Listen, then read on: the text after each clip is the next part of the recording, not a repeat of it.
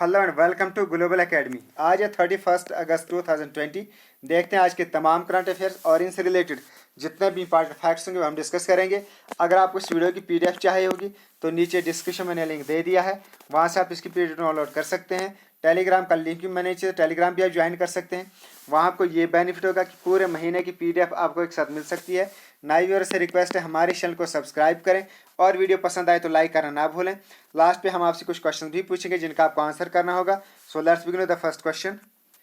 Who has represented India at the 17th meeting of India Vietnam Joint Commission? Bharat Vietnam संयुक्त आयोग की 17वीं बैठक में किसने भारत का प्रतिनिधित्व किया है?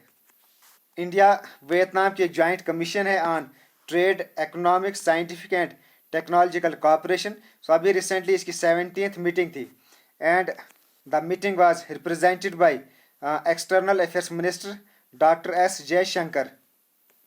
Next question, who has launched Shagun gift an insurance policy recently? हाल ही में शगुन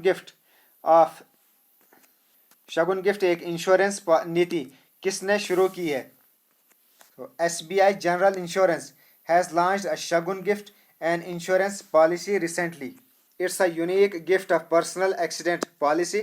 इसमें यूनिक फीचर्स ये हैं कि it can be gifted to anyone. That means that ये पॉलिसी बायर के लिए नेसेसरी नहीं है that he must be related to the insured. So ये गिफ्ट जिसका नाम है शगुन गिफ्ट, ये लॉन्च किया है बाय SBI जनरल इंश्योरेंस ने। सो देखते हैं SBI general insurance related important facts. ये एक joint venture general insurance company है। It was founded in 2009। Headquarter इसका मुंबई इंडिया में। And Prakash Chandra Kandpal, he is the current managing director and CEO of SBI general insurance. Now next question, recently Saudi Aramco has suspended which country's oil refinery project? हाल ही में Saudi Aramco ने किस देश की तेल रिफाइनरी परियोजना को निलंबित कर दिया है? सऊदी अरामको जो एक स्टेट ऑयल कंपनी है has suspended a deal to build a $10 billion refining and petrochemical complex in China. Next question, which state's assembly has passed a resolution to bring the state under 6th schedule? किस राज्य की विधानसभा ने राज्य को छठी अनुसूची के तहत लाने का प्रस्ताव पारित किया है? Recently, Arunachal Pradesh state assembly has passed a resolution to bring the state under 6th schedule. 6th schedule ये जो भी नॉर्थ ईस्ट के ट्राइबल पीपल्स हैं उनके राइट्स को प्रोटेक्ट करता है। सो इसीलिए अरुणाचल प्रदेश को भी 6th शेड्यूल के अंडर लाने का रेजोल्यूशन रिसेंटली स्टेट असेंबली ने पास किया है। सो अरुणाचल प्रदेश से रिलेटेड कुछ इंपॉर्टेंट फैक्ट्स भी देख लेते हैं। ये है Arunachal Pradesh, eastern most state of India. It shares international borders with Bhutan in the west, Myanmar in the east and a disputed border with China in the north. Union territory बनी थी ये 1972 में।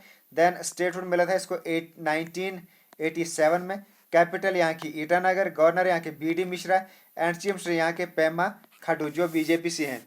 यहाँ का स्टेट बर्ड है हॉर्नबिल, स्टेट फ्लावर यहाँ का foxtail orchid and state tree है यहाँ का hollong. Now next question, Who has launched the National GIS Enabled Land Bank System? किसने राष्ट्रीय GIS समक्ष लैंड बैंक सिस्टम शुरू किया है?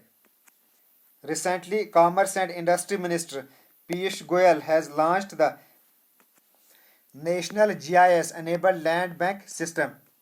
इस सिस्टम के थ्रू जो भी इन्वेस्टर्स होंगे उनको रियल टाइम इंफॉर्मेशन मिल सकती है about the availability of industrial land and resources. Next question, who has recently released a book titled National Security Challenges, Young Scholars Perspective? किसने हाल ही में national security challenges young scholars perspective नाम एक पुस्तक जारी की है? तो ये है book national security challenges young scholars perspective and the book was released by army chief general Manoj Mukund Naravane. तो army chief general Manoj Mukund Naravane ने ये बुक रिलीज की है and the book is penned by university students. Next question, which country will be hosting Caucus 2020 in September 2020? कौन सा देश काकाज 2020 की मेजबानी सितंबर महीने में करेगा? तो Russia will be hosting the Kavkaz 2020 in September 2020. तो काकाज 20 ये एक मिलिट्री एक्सरसाइज है जिसमें वेरियस एससीओ कंट्रीज पार्टिसिपेट करती हैं, जिसमें ये हैं एससीओ कंट्रीज, जिसमें China, Kazakhstan, Kyrgyzstan, Russia, Tajikistan, Uzbekistan, India and Pakistan. But India is not going to participate in this military exercise. और इंडिया ने इसमें ये रीज़न बताया है कि इन view of pandemic and consequent difficulties in exercise, including arrangements of logistics, India has decided not to send contingent this year to Caucus 2020. So India का इसमें participate ना करना, एक तो ये रीज़न है कोविड-19, और दूसरा जो मेन रीज़न है वो ये है कि इसमें पाकिस्तान और चाइना भी इसमें पार्टिसिपेट करने जा रहा है. So India has pulled out of this military exercise in Russia. Now, next question. Who will head a CII's new forum on artificial intelligence? Artificial intelligence पर CII के नए फोरम का नेतृत्व कौन करेगा? तो CII, that means the confederation of Indian industry, इन्होंने new forum on artificial intelligence launch किया है, and which will be chaired by managing director IBM India and south Asia Sandeep Patel. अब CII ये क्या है देखते हैं. कॉन्फेडरेशन ऑफ इंडियन इंडस्ट्री, ये इसकी full form. It's an industry association in India. It was formed in 1895. Headquarter इसका new Delhi India में, and Uday Kotak is the current president of CII. Now next question. Which state or UT has approved SCERT on the lines of NCERT? किस राज्य या केंद्र शासित प्रदेश ने NCERT की तर्ज पर SCERT को मंजूरी दी है? So recently J&K government has approved SCERT on the lines of NCERT. NCERT की फुल फॉर्म आपको पता होगी, national council of educational research and training. So इसी तर्ज पे J&K गवर्नमेंट ने SCERT, that means state council of educational research and training, इसको approve किया है. अब इस SCERT का क्या काम होगा? जो भी गवर्नमेंट एजुकेशन फील्ड से related policies and programmes implement करेगा, तो ये जो SCERT होगा, it will be mandated to assist and advise the government in its implementations. And it will also look after various aspects of curriculum development, health and physical education. Now next question. Which state government has launched a healthy body healthy mind campaign? किस राज्य सरकार ने स्वस्थ शरीर स्वस्थ मन अभियान शुरू किया है? Recently Delhi government has launched a healthy body healthy mind campaign. अब कोविड-19 की वजह से तमाम स्कूल बंद है and students are confined to their homes, और इस वजह से जो फिज़िकल एक्टिविटीज़ होती है बच्चों के स्कूलों में, उसमें काफ़ी लॉस हुआ है. इसीलिए गवर्नमेंट ऑफ दिल्ली ने एक यूट्यूब चैनल स्टार्ट किया है, और ये यूट्यूब चैनल जिसमें हर वेडनेसडे को एक वीडियो अपलोड की जाएगी, और इसी वीडियो को फॉलो करके जो भी स्टूडेंट्स होंगे वो प्रैक्टिस करेंगे पूरे week to maintain their fitness. So इसीलिए ये कैंपेन लॉन्च की गई है, healthy body healthy mind by Delhi. अब दिल्ली ने लॉन्च की है, तो देखते हैं दिल्ली से रिलेटेड कुछ important facts. So British India की पहले कैपिटल थी कलकत्ता में, but in 1911 it was announced that the capital of British held territories in India they might be transferred from Calcutta to Delhi. So 1911 में ये अनाउंसमेंट की गई कि जो भी ब्रिटिश हेल्ड टेरिटरीज उनकी कैपिटल कलकत्ता से दिल्ली ट्रांसफ़र की जाएगी. देन इसका नाम न्यू दिल्ली रखा गया इन 1927, और new capital was inaugurated in 13th Feb 1931. Then as per the state reorganisation act 1956 Delhi को यूनियन टेरिटरी बनाया गया. Then as per the 69th amendment act 1991 it was declared that the union territory of Delhi to be formerly known as the national capital territory of Delhi. और इसी act के through Delhi को एक अपनी अलहदे से legislative assembly दी गई with limited powers. अब यहाँ लेफ्टिनेंट गवर्नर हैं इसके अनिल बैजल और चीफ मिनिस्टर यहाँ के अरविंद केजरीवाल। और दिल्ली से रिलेटेड कुछ इंपॉर्टेंट करंट अफेयर्स जो अभी तक हमने पढ़े थे उनको थोड़ा सा रिवाइज कर लेते हैं। एक तो दिल्ली गवर्नमेंट ने दिल्ली कोरोना लॉन्च किया था जो एक मोबाइल एप्लीकेशन है and to help track hospital beds and ventilators for covid patients. So ये एक ऐप थी जिसका नाम है Delhi corona. Then India's first EV charging plasma ये भी चार्जिंग प्लाजा ये भी लॉन्च किया गया in Delhi. Then 5T plan भी लॉन्च किया गया था दिल्ली में। इसका मीनिंग है testing, treating, treatment, team work and tracking. So ये 5T प्लान भी दिल्ली में लॉन्च किया गया। अब recently healthy body and healthy mind campaign भी दिल्ली में ही शुरू की गई। Now next question, which state government has launched the first marine ambulance Prateeksha. किस राज्य सरकार ने पहली समुद्री एम्बुलेंस प्रतीक्षा शुरू की है। Recently Kerala state government has launch the first marine ambulance और इसका नाम है Prateeksha. And this ambulance that costs 6.8 crore. It would help in saving the lives of fishermen during accidents at sea. So जब भी फिशरमैन का कहीं एक्सीडेंट होगा in the सी तो ये एम्बुलेंस वहाँ उनकी हेल्प करेंगे टू सेव दियर लाइफ और इस एम्बुलेंस का नाम है प्रतीक्षा। अब केरला ने लॉन्च की है तो ये है मैप में केरला। स्टेटहुड मिला था इसको 1956 में। कैपिटल यहाँ के थिरुवनंतपुरम। गवर्नर यहाँ के आरिफ मोहम्मद खान। चीफ मिनिस्टर यहाँ के पिनियारी विजयन।